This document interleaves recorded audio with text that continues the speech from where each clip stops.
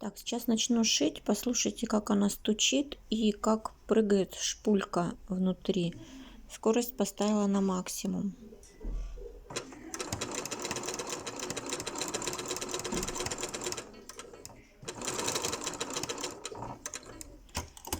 Так, так, сейчас по краю буду строчить. Вот почему так прыгает шпулька?